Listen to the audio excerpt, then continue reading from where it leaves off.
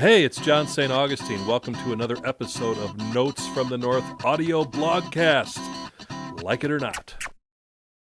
I was going through some old boxes in preparation for a move that was imminent.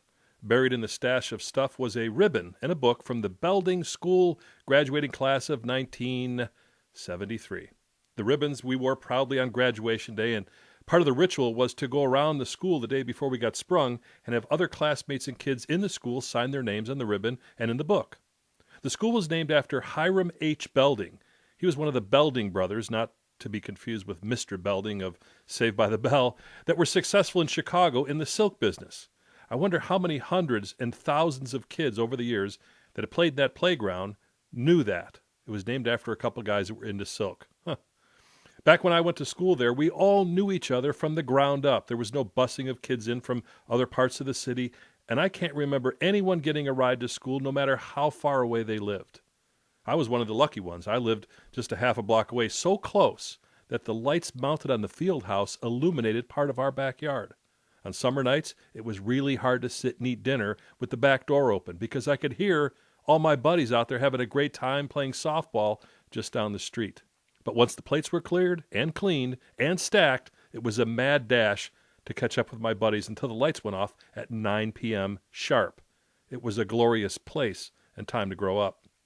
Opening up that zippered book emblazoned with Class of 73 in gold on the black leather, I went page by page, inhaling the words and wishes of those kids that I spent 8 years of my life with some 40 years ago.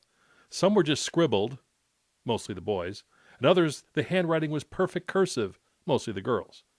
Cursive. Not much of a requirement anymore, I don't think. Most names I recognized, others not so much. The paper was indented by a few that pushed really hard with their Bic ballpoint pen, and a couple were in pencil, the ever-effervescent Ticonderoga No. 2. But all of them are still there, a bit more faded, but intact. We all shared the same space, the same place, the same teachers, and when I see some of my classmates these days, unfortunately, it's usually say goodbye to a fallen friend. Back then, bombardment was a game played within the volleyball lines, painted on concrete, and the objective was to throw a rubber ball that was about the size of a basketball, maybe a little bit smaller, with all the force you could muster at the other people in the square. It was like dodgeball on steroids, especially if you got caught in the back without a shirt on or right in the mug full force. The sting would stay on your face for an hour, eyes all teared up. Pretty sure some parents group outlawed that game by now, worried about a lawsuit. But you know what? No one sued each other back then, because we all knew the rules that we signed up for. When we met on the playground, it was for the most part an even game. No one was rich by any means, as our parents were pretty much all in the same boat financially. There was a couple kids that needed shoes or better coats, but I think we were all about the same in our stance and structure. I never once worried about some kid bringing a gun to school. And a drive-by, we had drive-bys. But that was something that was done by high school kids that would hang their bare ass out the window, shooting the moon to the horror and amazement of the crowd as they rode by in one of their dad's cars. That was our drive-by. Of course, it wasn't done very often because if word got back to the dad, who thought he loaned his car to the kids so they could go to Sano's Pizza, he'd have more than his ass on the line for a long time. This was a time while the Vietnam War raged on in the world, but it really wasn't part of our world, not a topic of discussion at the dinner table. I don't remember much around that, except my cousin Rich, the Sarge, was doing 2 tours in Nam, and he would send me letters back from this faraway land. I actually had a map of Vietnam up on the wall in my bedroom, and I'd put a pin in to track his movements, depending on where the letters were sent from. I was glad he came back home.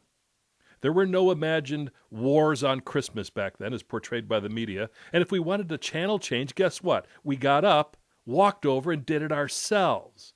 But with 4 channels to choose from, there really wasn't much reason to change them. When Amazon was still just a river and not a website, if we needed to know something, we'd ask our parents, who in turn would say, go look it up in the dictionary. And if they didn't like the next step that happened from that, it was the 6-foot-long volume of the Encyclopedia Britannica. When the streetlights came on, we had to be in. Every kid knew the rules on that one. But the rules have changed.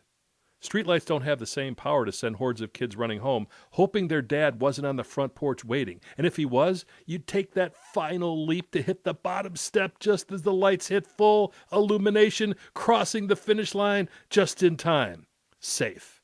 Technology has given kids 900 channels to choose from, and in many cases without anyone looking over their shoulder to see what they're ingesting mentally, and physically, and emotionally. Amazon now sells everything from books to bed sheets, and Wikipedia has made the encyclopedia obsolete.